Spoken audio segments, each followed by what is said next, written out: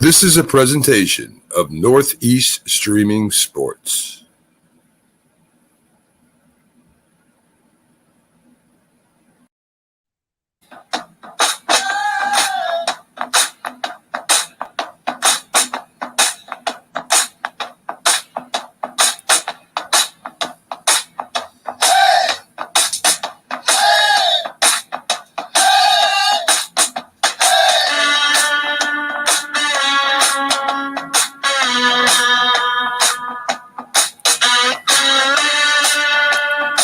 And now get ready for your hosts, Jack Hirsch and Frank Lotierzo on Glove Fists. Go right ahead, guys.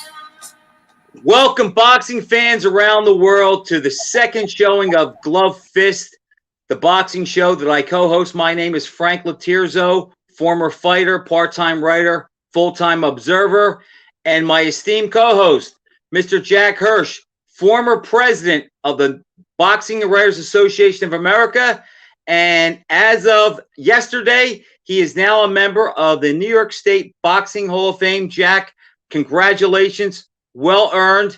How are you tonight?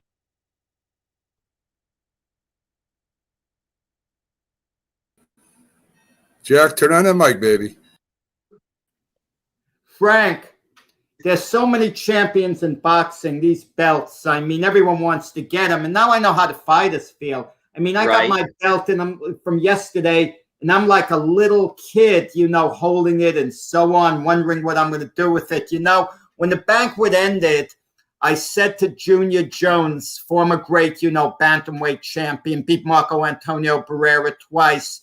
I'm very friendly with Junior. I said, Junior, let's leave this ballroom. Let's go a few blocks down on the street and let me put this belt on myself and start throwing punches on the street. And you'll tell people that, I'm living in the past from 40 years ago. I don't have all my marbles. And he was cracking up laughing, like playing that type of joke. But Hall of Fames, I mean, there's the big one in Canastota. There's the International Boxing Hall of Fame, which is the equivalent of Cooperstown. But then there are a lot of good regional Hall of Fames. There's the New York State Boxing Hall of Fame, which takes into account, obviously, the whole state. When you consider how rich New York is in boxing, it's a great thing, to have.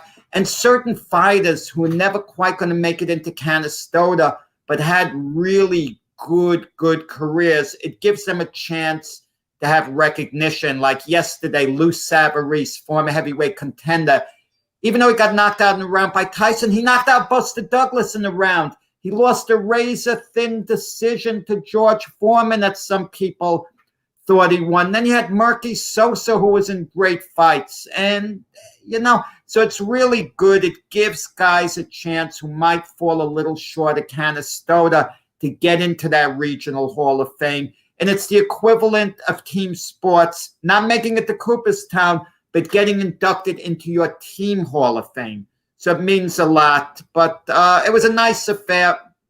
President Jack, it was well-deserved, and we're glad to have you aboard, and at least one of us has credentials. Moving on, there's a lot to talk about this week. Terrence Crawford fighting Sean Porter is official. Teofimo Lopez is going to fight in 2 weeks, and there's talk about he doesn't want to fight Lomachenko. Mikey Garcia, a fighter who I was very high on at one time, he's going to be fighting next month, and I think we could talk about him a little bit, Jack, because I think he wasted his career somewhat, never reached his potential. There was also the Ali documentary, which round one was last night. And then last, guys, we're going to cover the big one, Anthony Joshua versus Alexander Usyk. But, Jack, I'm going to start with Crawford and Porter. You've been all over social media with that, Frank. You've been going crazy. Let me quote you. Frank Lotierzo says, finally, we have a real fight. Jack, it is a real fight, and a lot of guys have been on Crawford because they have a problem with his opposition. I don't think it's stellar, but I think he has had a lot to do with it. And the fact that he has had no close calls. Now, some people are going to be upset because we're not getting Crawford versus Spence. However, let me just say this. Crawford versus Porter is actually a better fight. We saw what Porter did with Spence. He took him to the wire. He ran him real close. And if it wasn't for that flash knockdown, who knows how that decision goes? Well, Porter is the type guy that can give Crawford all he wants. He's aggressive. He's strong. He takes a great punch. It's a real fight. Both guys are close to their prime. And if Crawford gets a stoppage, I don't think there's any question he has to be the #1 guy in boxing. I already have him there, but if he beats Porter convincingly, that's a feather in his cap.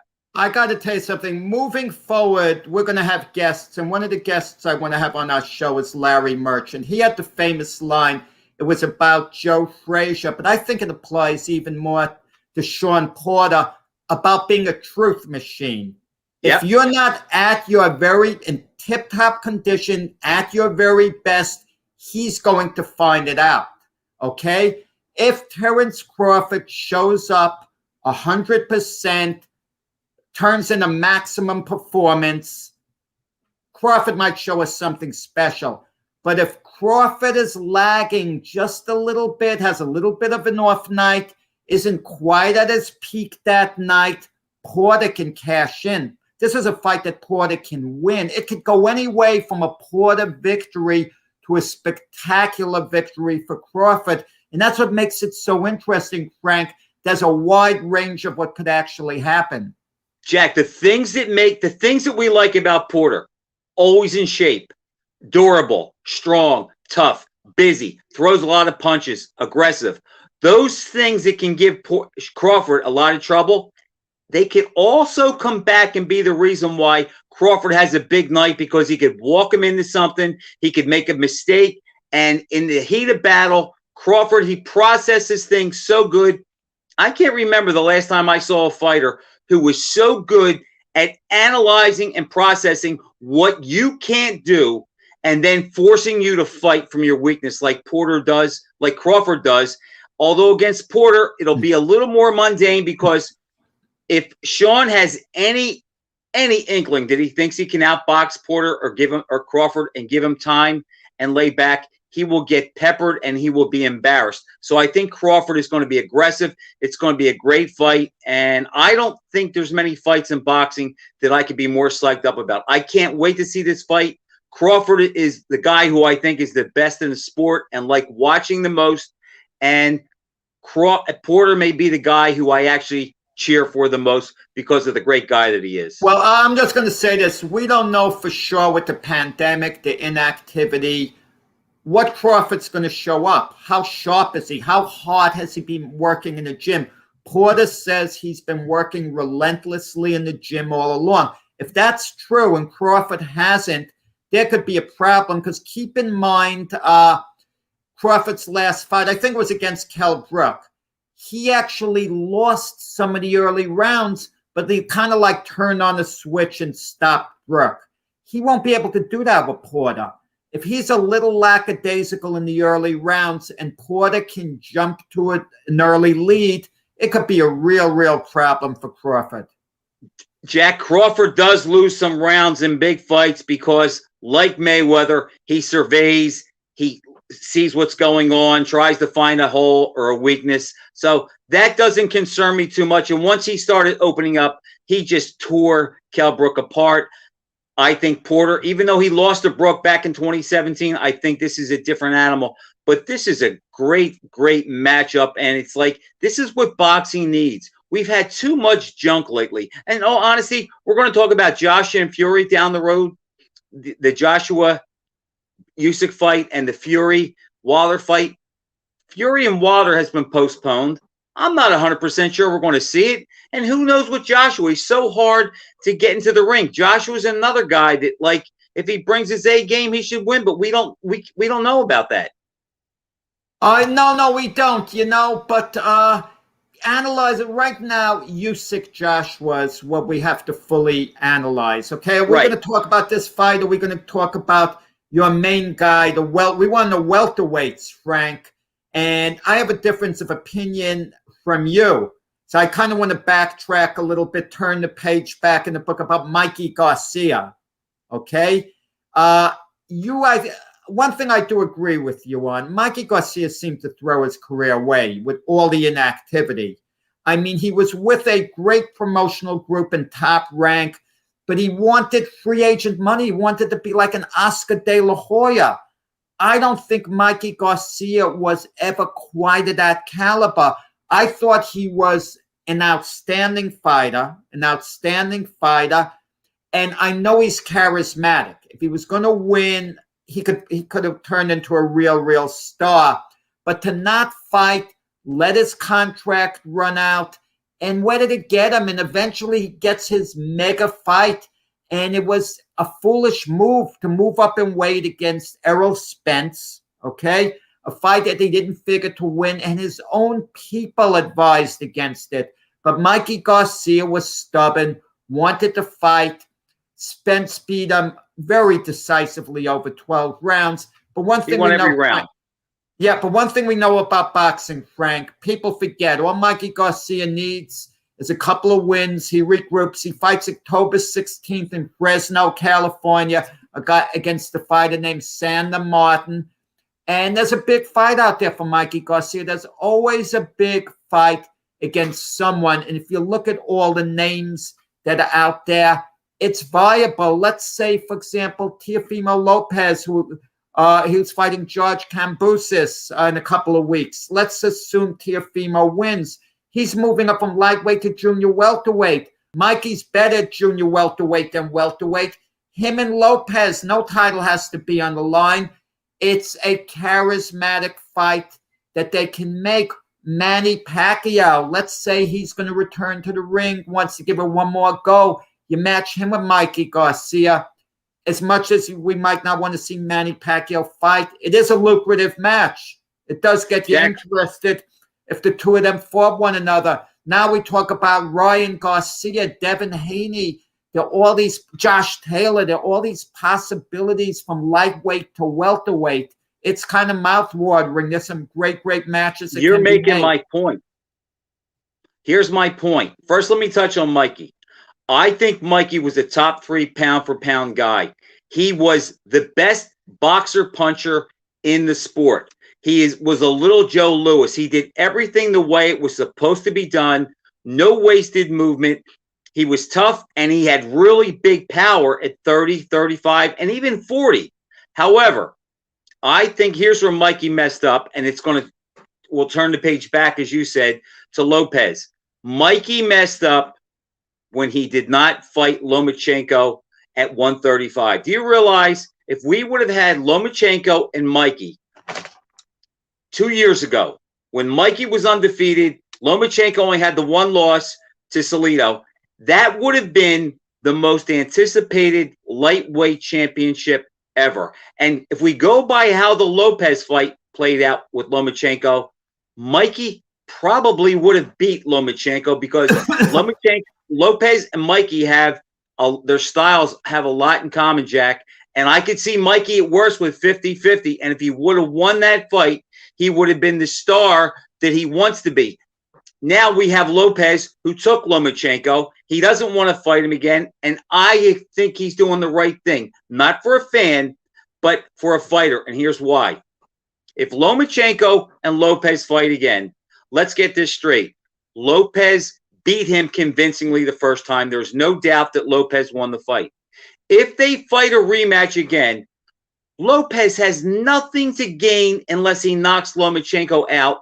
And the odds are that's not going to happen. And as you said, if he gets by Cambros, look at the fights out there. Haney, Garcia, even Tank Davis at 135 or 140, along with Mikey Garcia. So I think Lopez, it's not what the fans want, but it's a Mayweather move. The risk reward fighting Lomachenko again is not there. And it's amazing how Mikey probably plays into that a little bit if he stays at 140 and continues to win. I differ a little bit as far as how I saw the Lopez-Lomachenko fight. I'm not going to argue that Lopez deserved a decision. Maybe 7 rounds to 5. Keep in mind, Andre Ward, who covered for ESPN, had it scored a draw even, okay? And Andre Ward is a knowledgeable guy. I think you'd agree with me on that. But let's say Lopez did win the fight. Let me throw this at you, Frank. if we scored the whole fight as one round, we scored the whole fight as one big round. And we didn't score it on a rounds basis, like 12 rounds. Just gave a score at the end of the fight. Who got the better of it over the full 12 rounds? I actually think Lomachenko edges him. On a round basis, you could say 7 rounds to 5, maybe even 8-4 Lopez, okay? But late on in the fight, the 2 or 3 of those rounds, Lomachenko was beating him up pretty good, having much bigger rounds. Lopez won the fight in the first half because he imposed his size, his strength, his power on Lomachenko, who was weary because if Lomachenko took a chance, Lopez may have nailed him and put him out. So he was very conservative. Lomachenko didn't start fighting until he absolutely had to. I don't think Mikey Garcia, but Mikey Garcia doesn't have that style at Teofimo to impose Lomachenko. Lopez had the early going. If you look at the fight as if it were a movie, it's closer. If you go round by round, Lopez definitely won. But remember, Lomachenko showed Lopez so much respect in the beginning. He didn't want to go near him. He didn't want to feel his power. And the only time he took a chance is when the fight was on the line and he had no choice. And if I'm Lopez, there's another reason that I don't think I fight him again, because at the end of the fight, Lomachenko was coming on. He may have solved his style. It's a tough fight for him. I think he has nothing to gain by fighting him again. And again, how many rematches? He has a hard time making weight to lightweight. How long do you expect Lopez to make lightweight?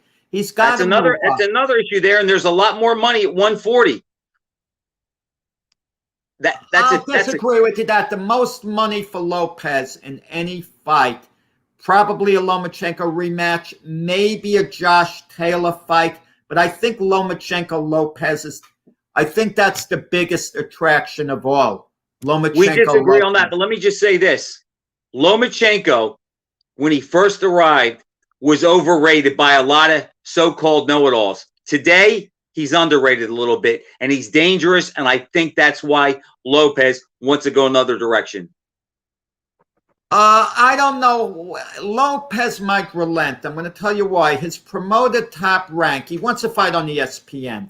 Top Rank wants the Lomachenko fight. ESPN wants the Lomachenko fight. Heck, Teofimo Lopez Sr. wants the Lomachenko rematch as well. It gets to a point where he might just say, screw it, they're offering me all this money, I'll beat the guy again. If that's the case, that'll happen. That's a distinct possibility. So he's going to want a big fight. And you get tired of hearing, why don't you fight him? Why don't you fight him? Why don't you fight him? He's kind of being stubborn, Lopez, in this. Kind of the way Canelo is with a third Triple G fight. Canelo probably beats Triple G now decisively. I think so. Triple G's long in the tooth, yet he's not jumping at the chance to fight him because there's a certain stubbornness where you want to say to another guy, screw it. Because listen, if I was a fighter, Frank, if I was an elite fighter, one of the best in the world, and I didn't like another guy, the best way to get back at him isn't beating him up in the ring, not giving him an opportunity to have a big fight with me, right? So if a guy comes to a press conference and he's calling me out, calling me names, insulting my wife, I figure, screw it. I'm not going to. That's how I get back at him, not fighting with him. It happened recently with Nonito Donaire and Casemiro. They insulted Donaire. Donaire's wife was insulted, and he figures, okay, I'm not going to fight the guy now. And the guy lost out on a big, big fight. It happened with Ricky Hatton and Jr. Whittier in England. Whittier kept insulting Hatton all over the place, and Hatton thought, I'm a big attraction than he is. That's how I'm going to get back at the guy. I'm not going to give him an opportunity to fight me. And he didn't fight him his whole career, and Whittier missed out on what could have been a legacy. But Jack, when you don't have that option, you have to go to a plan B. We can go back as far as Sugar Ray Leonard and Hagler. Everybody knows that Ray waited for the right time. But you know why he could wait for the right time? Because he knew that fight would always be there. He knew no matter what, there's no way Marvin Hagler is going to turn down a fight with Sugar Ray Leonard and all that money. Plus, he was sure he could beat him. And Canelo is in the same predicament. In fact, the longer it goes, the more he knows it's better for him. against Golovkin. So that fight is there for whenever he wants it. He could wait 2 years, clean out the junior middleweight or the super middleweight division, and then take Golovkin, because we know Golovkin is not going to turn it down. So that's the advantage that the stars have. Mayweather did it. De La Hoya did it. Sugar Leonard did it. They all did it except for Ali, and that's probably why we love him so much. But when you're the money, you can do that. Lopez is going to kind of get pinned in the corner. He's at 140. So the guys at 147 or 135, and there are too many elite fighters for him to be able to maneuver and really pick his spots. Let him avoid a Lomachenko rematch. But guess what? He has to fight Josh Taylor. He can lose that fight. There's Virgil Ortiz, a hot prospect. He's more than a prospect now. There's Devin Haney. There's Ryan Garcia who could chase him. There's Terrence Crawford who could meet him. You know, if he could tell Lopez, move up to welterweight. Lopez is not fighting at welterweight for a long time. His money's at 35 or 40. And I'll tell you something else too. If I'm Lopez, this could never happen, but this would be a great win and a great fight for him. But the manager of the other guy is too smart. You know, it'd be a great fight for Lopez, Tank Davis at 135. That would be a great fight. But Mayweather would never go for that. No, it's funny. Mayweather is managing his own career. I mean, managing Davis's career as his promoter, the way he managed his own career, the same thing. But Mayweather, a boring fighter, let's face it, unbalanced, a boring fighter, but he made an image for himself. He marketed himself magnificently. Can they do it, Tank Davis? Yes. I don't think they can without Tank Davis scoring a couple of massive wins, because Mayweather didn't have all that competition. He may, listen, I understand he ducked big fights like against Antonio Margarito. I understand that. Fights he should have taken. But I don't think Tank Davis, if he doesn't fight one of the elite guys, if Mayweather doesn't take a chance for him, he's going to get frozen out. I mean, what's there for him that's going to be halfway lucrative? If Lopez could get Davis and make that fight, that would be a big fight. I don't think it'll happen, though, because of Mayweather. And the funny thing is, you're right. Mayweather is managing Tank Davis the same way he managed his own career. But here's what will change. When Tank gets to be like 45-0, Mayweather will make sure he gets beat and he doesn't retire undefeated.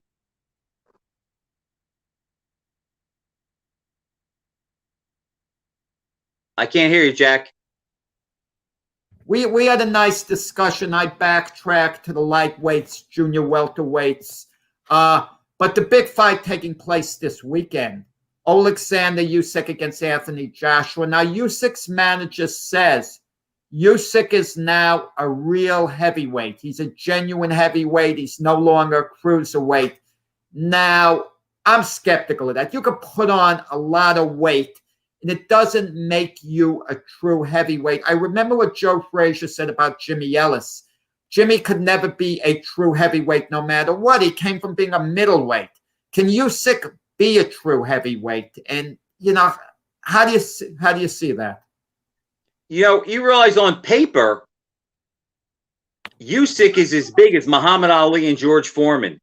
And they were heavyweights. And we have guys like Chris Bird and James Toney who showed if you can fight and you can box and you have a chin, you can hang with these big heavyweights and outbox them because you're bringing your skill up. And as long as they can't get you out with one punch, that saved Toney and even Chris Bird until Ibeabuchi got a hold of him. His chin held up well, too, against the big punchers he fought. So I think Usyk is plenty big enough to be a heavyweight champ in today's world. And I don't think that he will get beat because of size if he does get beat by Joshua. Maybe a little bit of the power difference, but I don't think he's too small to outbox Joshua. We saw Joseph Parker do it, and we know something else too. Joshua is not the same guy who fought Vladimir Klitschko in 2017. You know, when I watched that fight and I saw Klitschko hurt him bad and drop him, and then he came back. Now, some people are going to say, well, Klitschko didn't step on the gas, and that's partly true, but there's a reason for that because he saw something that kind of scared him a little bit, that he fell from Joshua. However, Joshua got up off the deck and scored a knockout something that Tyson or Lennox Lewis never did. But it seems that since that right hand that Vladimir Klitschko hit Joshua with, he no longer believes he's invincible, and I don't think he's the same fighter, and I think that plays to Usyk's advantage. Well, just a quick word. That's a sensitive area as far as Mike Tyson. I'm going to go over this quick. Had the referee counted the way he should have, keep in mind, Buster Douglas, his glove came off the canvas at 9.5. You know, he came perilously close to being stopped on a long count. And had Douglas been counted out, people would have been raving about Tyson's courage, getting beaten up, eyes shut, yet he found a way to win. What heart they would have been talking about. Instead, they talk like he's a little bit of a quitter, but maybe that's another issue when we get into Iron Mike another time. Frank, I'm going back and forth on who I think is going to win the fight. When they first made it, I thought Usyk. Then I switched to Joshua because I think Joshua's just naturally a little more gifted, can box him from the outside. He doesn't have to overpower him. He could beat him somewhat in the same way he beat Andy Ruiz in the rematch.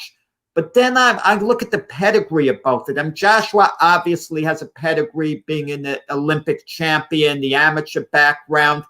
But I see weaknesses in Joshua mentally where he could unravel more than Usyk. I don't think Usyk unravels during the fight, okay?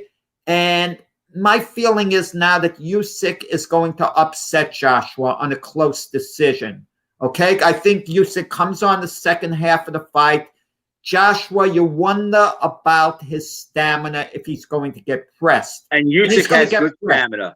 Excellent stamina. And you wonder about the chin. I think Usyk, my impression is he takes an excellent punch. Maybe Joshua nails him and puts him out in spectacular fashion. That could happen.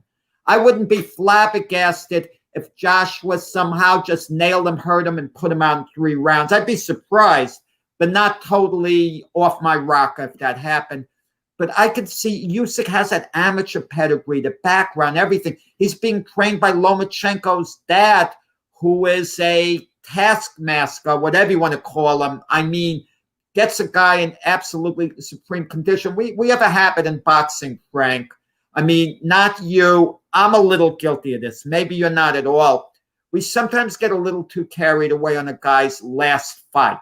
Put too much emphasis on it instead of looking at the whole big picture of how the guy's going to be. One of my best predictions ever, and it's on YouTube, and Max saw it there, the rematch between Fury and Wilder, okay? I picked Wilder to carry the fight to him and stop him in the middle rounds, and part of it was based thinking the fight before that, he fought Luis Ortiz, Wilder.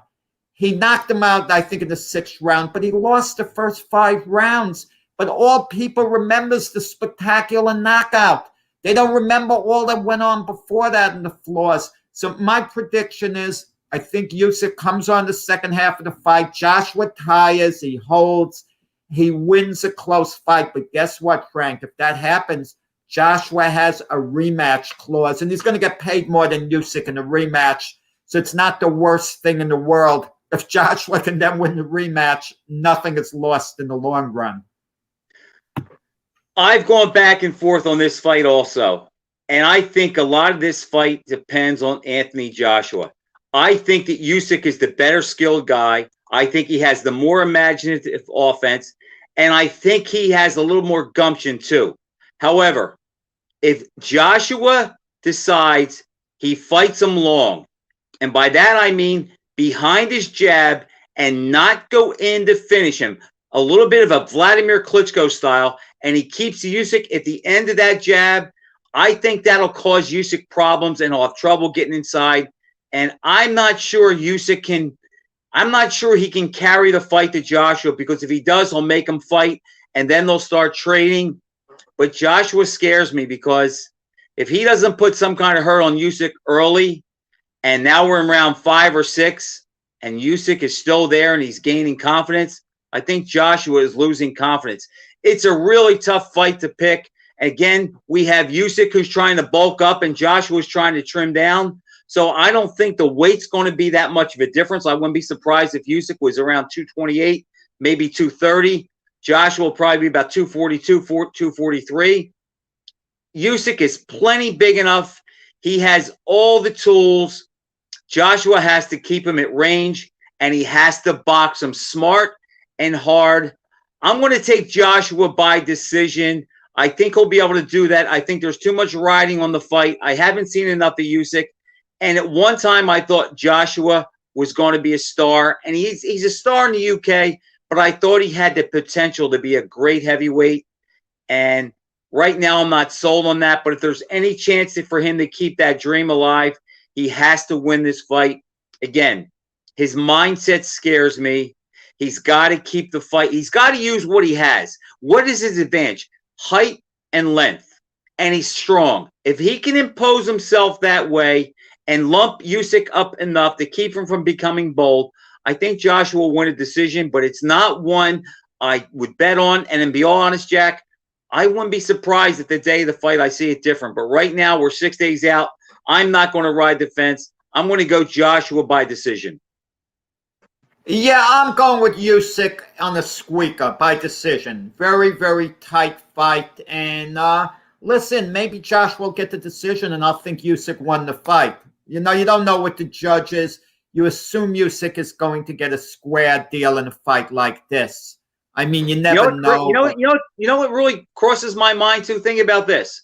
If Fury beats Wilder October 9th and Joshua wins this weekend, the table's set for a monumental super fight, the biggest fight maybe since, I don't know, Lewis and Tyson.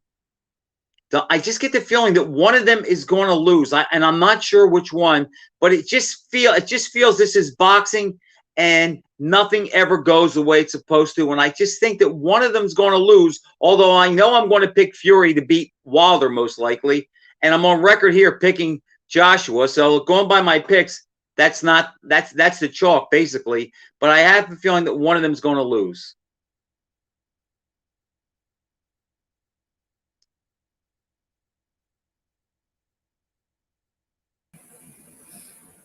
Jack? I couldn't hear you, Jack. Yeah. I think AJ did have a busy jab in the Andy Ruiz rematch.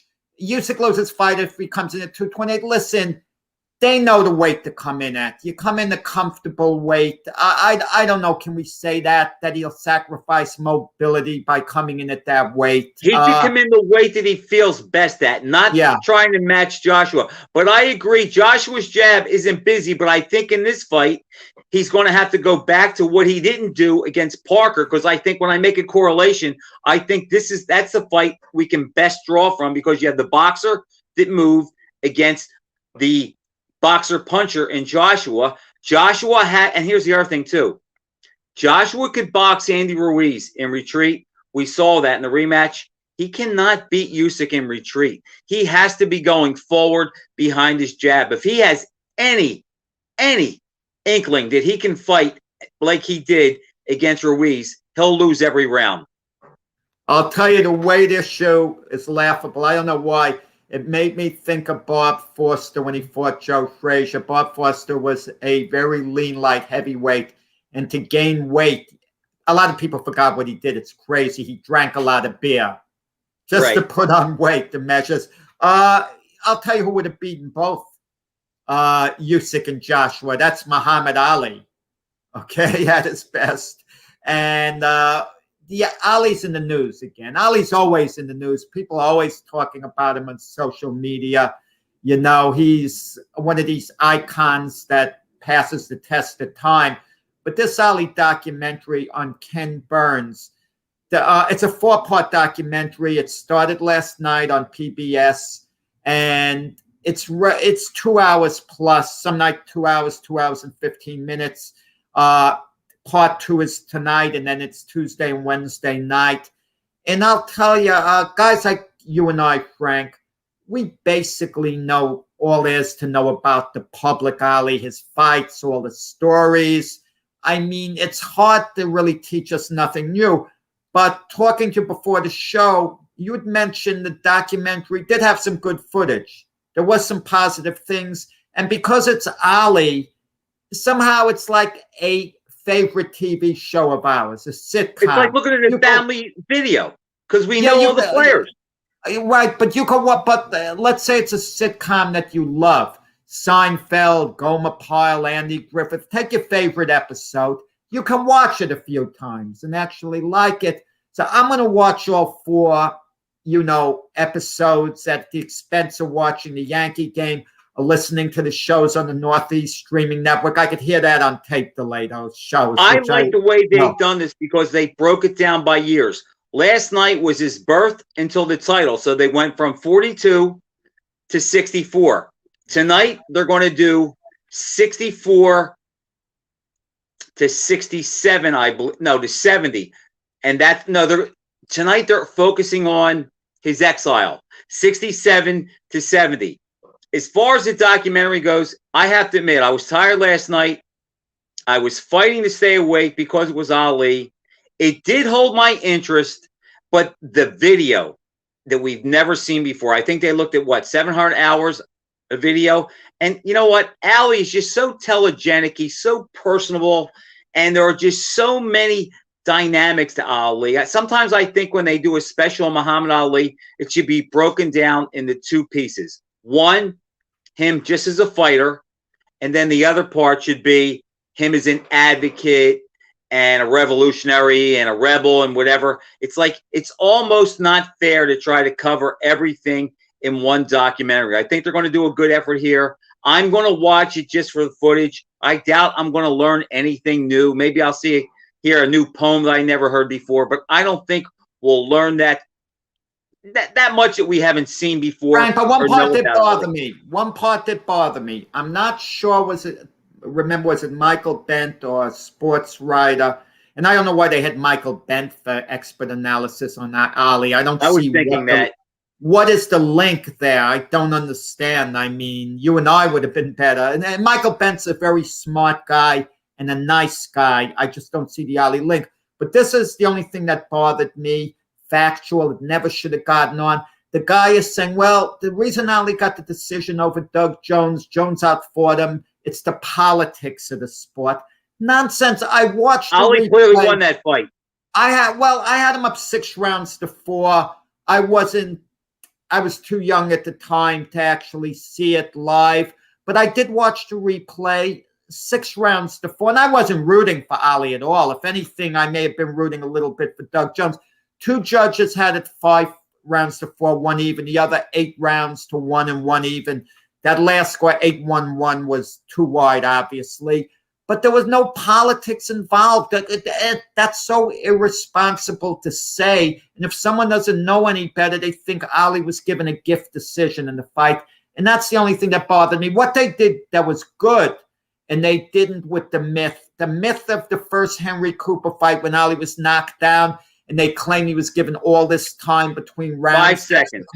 That's a myth. But they didn't even mention the time between rounds. Good for them. Good for Ken Burns because it had no effect on the fight. Tonight, I think they have to fight with Smoking Joe Frazier. No, not yet. That's not yet, Jack. They're not going past 70 tonight. That'll be part 3. That'll be part 3. Okay. Thanks. I agree with you about the Jones fight. They did make it seem like he got a gift decision. But remember, at that time, when Ali first came on the scene, he was very popular. But by 63, he was starting to wear on people with I'm the greatest. They didn't think he fought anybody. And I think anybody that ran him close, I think they looked for a reason to say he lost. Here's what I didn't like about, or what I don't like about some Ali specials. And I saw it last night. And Jonathan Ig made a great point as to what I mean. He said that Ali, when he first started boxing, he started to move around because he knew that that's the fighter that the people would watch. That's baloney. That's how he fought. You know, that's the thing that gets me about Ali specials is a lot of these intellectuals that aren't boxing guys, they read everything into what Ali did. Ali, as much of as a deep thinker as he was pretty simple in a lot of ways. And the idea that he moved around just so the people would pay attention to him, is another example of these intellectual, non-boxing guys putting Ali in the box that how they want to see him and viewed by. And that's what I don't like about the specials. They don't have enough boxing people on. They try to analyze everything that he did. Now, look, the first part last night, that's kind of the easy part. I like the backstory with Liston. I like how Ali was there saying before he fought Patterson, Liston's trying to beat Patterson. He's going to beat Patterson. And I like that. I never saw that. He said within 5 rounds. Yes. Ali was very sharp in knowing opponents, picking fights. He wasn't perfect, but he was very, very good. Like and he made it very simple. I remember in later years when Ken Norton is set to fight Jerry Quarry, they asked him, who are you picking to win? He says, well, one guy I beat easily twice. The other guy gave me hell twice. So I'm going to pick Ken Norton. He simplified it. Now wait, the footage. That was a shot Jerry Quarry, though. That was an easy pick. Right. You know what they did too? And this was irresponsible. It drives me crazy. They showed Ali's fights on the way up. And they show a quick clip of him knocking out Cleveland Williams. You mean no one can catch that and edit that? It happened very quickly. The Cleveland Williams, he hits him, knocks him down. That wasn't on the way up. I mean, no, that was like his 6th title defense. Yeah, I mean, and listen, they're going to get on the Ernie Terrell fight probably tonight. And that disgusts me, people's attitude in that fight. Ali said a number of times, what's my name? So on, embellishing that too much. He wasn't and it was saying really that just mainly at the end of the 7th round. And Ali did not carry Ernie Terrell in any he did not. shape, or form. Ali went all out to try to knock him out. You heard him in the 7th round. And guess what? Terrell heard Ali in that round. Ali was a great fighter that night. Phenomenal. Terrell won, maybe 2 rounds the whole fight. Yeah. And Ali was completely dominant. And even Ali admitted after the fight he trashed Terrell verbally, but admitted he couldn't knock him out.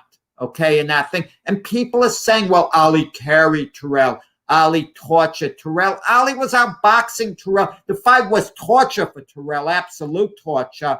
But Ali wasn't torturing him in there. He wasn't keeping him up deliberately. That's ridiculous. And one of the books, it may have been Jonathan Egg's book, too, he points out, and Lee Groves and CompuBox, Ali got hit a lot by Terrell. A lot. You don't take all those headshots, as dominant as Ali was in the fight, and carry a guy. I mean, so that's what disgusts me. If I'm Ernie Terrell, man, to have to live with that, people, with this tell, well, Ernie didn't call him by his name, so Ali gave him a whipping. If Ernie called him Muhammad Ali, the fight would have played out the same exact way it did, except Ali wouldn't have said, what's my name? On reflection, what Ernie Terrell couldn't, inadvertently called him Cassius Clay. Didn't know the seriousness, what it was going to cause. And then once he said it, he couldn't back down. No, he had to live with it. Especially when Ali challenged him on it. But listen, if I was Ernie Terrell, when I went to Ring Center, I would have said, oh, I'm sorry, your name is Muhammad Ali. And then he could say later, I wanted to play with his head so he would let up this and that. It was a psychological thing. He could have gotten away with that, perhaps. And imagine, you know what I like about you're Terrell? Muhammad Ali. He could have, Do you remember a couple of weeks before the fight? Maybe it was even 2 or 3 days before the fight. Terrell wrote a song and went on the Hollywood Palace and sang the song. Cassius, I forget what it was. I'm going to knock you out. He called him Cassius. Yeah. Cassius, your looks won't be good when I'm done with you, or I'm going to separate your brain from your consciousness. I like that Terrell got on him like that. I actually liked when guys would provoke Ali, like Oscar Bonavena did, like Terrell did. I guess those are the two that stand out. But I like to see Ali provoked. But yeah, he didn't carry him. But Ali has become so big and so mythical that people attach things to him that they want. Again, I rank him number 1 all time. But he fights Terrell 10 times. It goes the distance. Yeah. And Terrell was a great fighter that night. That's the weird thing. Durable. Maybe the greatest heavyweight maybe of all time in the ring. Ali was magnificent. Ali would have beaten Terrell every time. Listen, Sonny Liston, Terrell moving in would have knocked Terrell out. But Terrell would have beaten a lot of outstanding heavyweights, They wouldn't let Patterson near him when Patterson had the title. Okay, speaking of Patterson, Frank, 49 years ago, I was in Madison Square Garden. I know what I was doing 49 years ago, to see the Ali-Patterson rematch. And the Terrell theme and the Patterson theme are the same. Some people say, well, Ali carried Patterson. I didn't see that fight when it was live. Did he carry Patterson? I think he did in 65. I don't know. I don't want to give an opinion on that. But the Ali-Patterson rematch, by the time they fought 7 years later, 1972, Ali's feelings towards Patterson softened because Ali admired Patterson as a kid on the way up. He liked him a lot. And Ali no longer had the hard feelings. Patterson called him Clay at the press conference in 72. And Ali said, he's the only guy who could call me that and get away with it. You know, and they asked Ali, did you carry him in the last fight? And Ali said he was too heavy to carry. But Ali was in good shape for the rematch. He trained hard. He looked to be in good shape. But the first few rounds, he seemed to give away. And then he turned up the heat in round 6, went for the knockout, damaged Patterson's eye. They stopped it at the end of the 7th. But Ali was playing with danger. Those early rounds I don't think reflected on the official scorecards, but it looked to me like Patterson won the first 4 rounds by default. On the scorecard, Ali was up 4-2, 6-1, 3-3, and the AP had it 5-2. I think 5-2 is about right, but you know what the conundrum, what the nice thing is about that fight is they buried the hatchet. They were cool. Remember, they both wore white trunks. But you know what gets lost? 2 things. 1, Patterson was a small heavyweight. Doug Jones was a small heavyweight. Jimmy Ellis was a smaller heavyweight. Smaller, quick guys give Ali more trouble than big bruisers like Liston and Foreman and Lyle. And it's interesting how the smaller guys bother him when Ali has to fight as the puncher. And the other thing that was going on back then, which is pivotal how the fight was made, after Frazier beat Ali in March of 71, Ali feared Frazier would not fight him again. So if you remember, he said, Joe, I'm going to go out and I am going to beat every contender. So at the end of the day, you have a choice. You have to fight me or give up the title. Patterson was Ali's 5th fight in 1972, and then he fought Bob Foster in November 2 months later, and he was cleaning out the division. And by 73, after Ali had cleaned out the division and Frazier had to decide between Ali and Foreman to defend the title or get stripped, guess who the only guy was that Ali couldn't get in the ring, and he tried, and that was George Foreman. And Dick Sadler said to him, Muhammad, we love you. Joe has the title, and he's a better fit for George. And that's how that fight came to be, because Frazier did not want to split the purse with Ali and give him parity. And that's how the fight was made. Frazier took $800,000 to fight Foreman instead of splitting $6 million with Ali. And he had no choice because they were the only 2 men standing. But Ali had to beat Patterson that night. He had a lot right on the fight. And here's another side note. The night before the fight, Ali was on the Dick Cavett show before he fought Patterson the second time. Oh, I didn't realize that. But he was on Dick Cavett and saying, "Look, I'm not worried." He goes, "You know what? I have a lot to lose, but I'm so far ahead of all these guys. I just want to do whatever it takes to get Joe Frazier in the ring and right the wrong that happened the last time." When you think of it, when Ali returned to the ring after exile, he was beating the guys Frazier already beat. Okay, so to say, well, Frazier's not fighting Terry Daniels, Ron Stan is not fighting anyone. Ali returns to the ring, he beats Jerry Quarry. He beats Oscar Bonavina before Frazier. Frazier beat them. The first fight after losing to Frazier, he beats Jimmy Ellis. Then he beats Buster Mathis, guys who Frazier beat already. You're right about that. But again, those guys were in line, and Ali wanted to clean out the division and make sure that Frazier had no choice but to fight him. But you got to give Ali credit, Jack, because Bonavina and Quarry were two of Frazier's toughest fights. Even though he won the Quarry fight going away, Bonavina always gave him trouble because Joe had trouble with guys his size and a little shorter. But for Ali to come out and fight Quarry and then Bonavina after not fighting for 43 months, that nobody would do that today.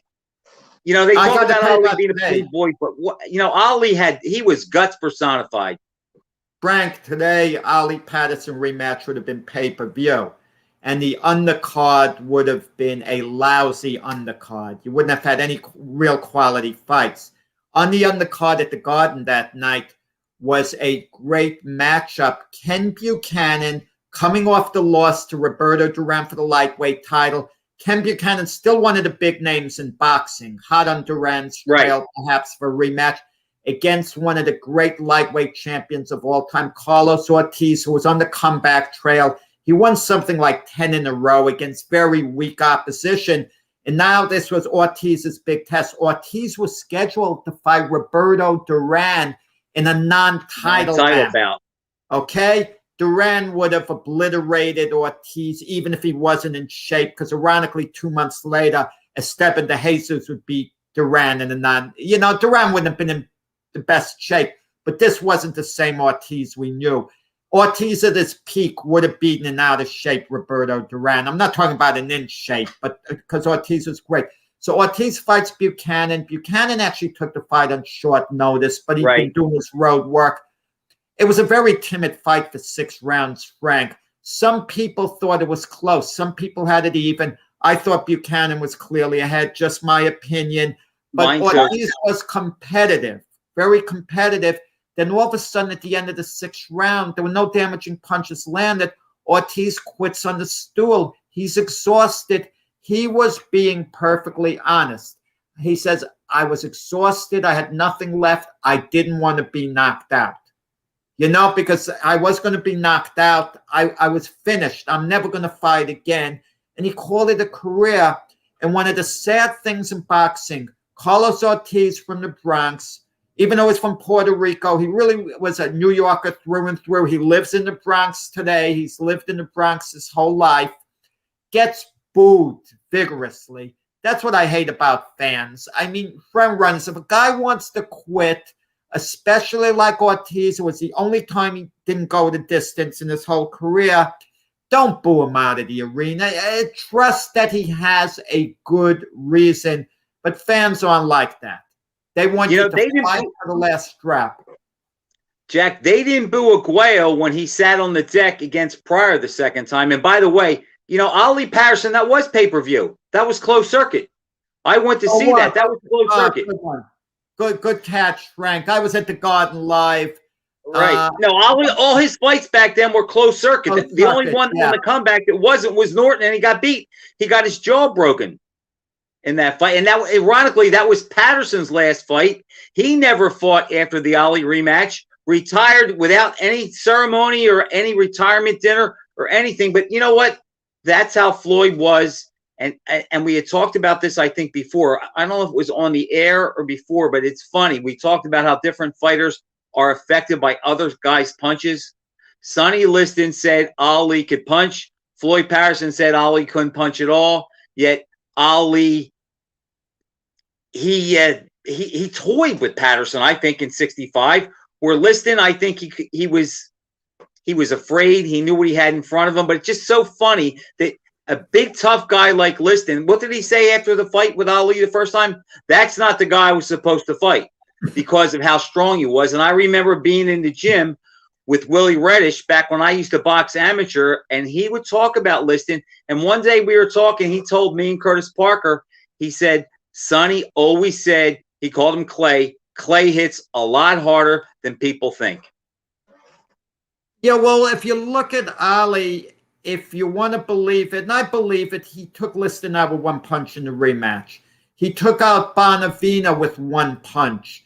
He was losing in the 15th round. He was basically 3 knockdowns with one punch did it. That was the beginning. Same thing with Lyle. The right hand ended that fight too. Right. So his power bailed him out against Lyle. It was his power. He would have gotten the decision over Bonavina, but it would have been a poor, lackluster effort. His power resulted in him getting a spectacular ending. And even in the rematch with Frazier, he hurt Frazier in the second round with a slashing punch. It wouldn't have made a difference. There was 7 seconds left. It wasn't going to, in the round, it wasn't going to make a difference. And Frazier walked mostly steadily back to his corner. Yes, and he never had him in trouble again. But the point is, he did hurt him. You know, there's a danger making comparisons. I think we talked about this a little before the show. Eddie Machen, one of a cagey heavyweight from California who deserved a shot at Patterson, okay? He never quite got it, but when Machen was in his prime, he fought Ingemar Johansson and Sonny Liston. Johansson knocked him out in one round. Sonny Liston had to go the full 12 rounds. But I can assure you, if Liston fought Ingemar Johansson 50 times, he would stop them all 50 times. Okay, then. And Ingemar wouldn't have even fought Liston if he had his chance. And he's even on record saying that he wanted nothing to do with him. But, Jack, let me touch on something about Ali. I don't know where you come down on this, but it's always been my contention that Ali would have been a greater fighter if he was a meaner person. He did not get in the ring and want to hurt. Even a boxer like Larry Holmes, there were nights where you could tell he wanted to take his opponent apart. Ali, to me, he wasn't mean. He didn't really get mad. When he did get mad in the ring, the other guy paid for it. But I really do think his temperament held him back a little bit from being a great fighter. You know, he didn't get in the ring. He didn't want to hurt you. It's like he didn't want to put you in the hospital. And I think that hurt him a little bit. But when the guy sat down on his punches and wanted to get off good shots, because he could hit you so clean and so fast, the man could punch. If you look at all of his big fights, Frazier, Foreman, Liston, he stopped all three of those guys. For a guy that can't punch, that's a hell of a record. And, you know, you mentioned a point that I never thought of before. I mean, that's an interesting point because he even take the Jerry Quarry rematch.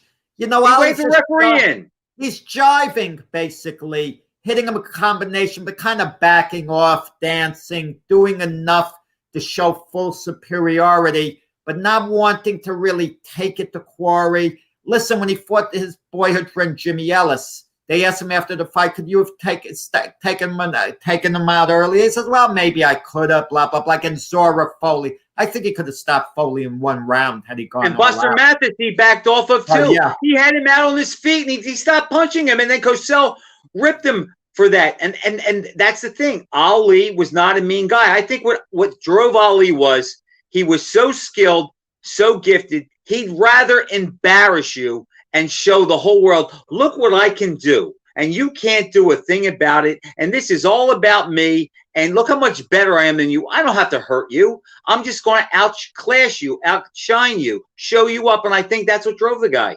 But Ali did have a mean streak in the documentary because after he beat Liston, he didn't say anything nice about Liston. And see, he did kind of when he was younger. I think he had a little more of that mean streak. He was a little bit more of a militant then. Yes, he was. And then he definitely mellowed out as he got older. But he was also upset and pissed off the fact that Liston was such a big, heavy favorite. Nobody thought he had a chance. And he's telling the writers, you write it now. I did it. You write it. You're all wrong. You were all wrong. I proved you wrong. I'm the greatest. I think the guy, he fed off of that. And that was also part of his shtick, how he motivated himself with a guy like Bundini Brown, also who didn't have a clue about boxing, but was a great cheerleader, and he was a good for his ego, and he would psych him up and whatnot. And I think they went good together. But again, Ali would have been a greater fighter if he was mean, like a Joe Frazier or a George Foreman. But I know, Frank, we're basically on the verge of wrapping this show up. But you know what I'm going to do, Frank? As soon as we get off, the Ali documentary starts. So I go from that to that. I'm going to go watch it. I can't believe I'm looking a little more forward to it than I thought I was. I thought I know everything about Ali. It's the video, Jack. It's the unseen video. Yeah. It's the same thing with me. I was not looking for it, but I love seeing the old clips of Ali and some of the behind-the-scene things that we've never seen. The guy was so telegenic, and in my opinion, I don't think there's been a human being, including Elvis Presley and Frank Sinatra, who had more charisma than Muhammad Ali. Listen, great show. I'm anxious to pick up a bit on Ali next week, even though we're going to spotlight other fighters a little more. Great show, Frank. And I look forward. We'll see whether we're eating crow with the Usyk Joshua fight. It's been a great show. Thanks, Jack. It was my pleasure.